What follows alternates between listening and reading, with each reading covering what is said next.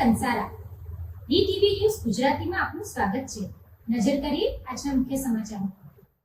અંકલેશ્વર નગરપાલિકાની ચૂંટણી જાહેર થઈ છે, ત્યારે નગરપાલિકાના કુલ 9 વોર્ડ છે। ગત વર્ષ 2021માં 55,433 મતદારો નોંધાયા હતા, જ્યારે ચાલુ વર્ષ 2026માં પ્રસિદ્ધ થયેલ નવી મતદાર યાદીમાં ઘટાડો નોંધાયો છે।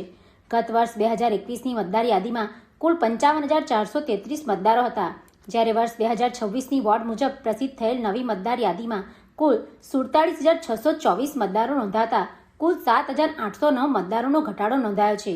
નગરપાલિકાના કુલ 9 વોર્ડ પૈકી વોર્ડ નંબર 1માં નવી પ્રસિદ્ધ થયેલ મતદાર યાદી મુજબ મતદારોમાં વધારો નોંધાયો છે, જ્યારે અન્ય વોર્ડમાં ઘટાડો નોંધાયો છે। Pintu Modi, DTV news, Ankleshwar.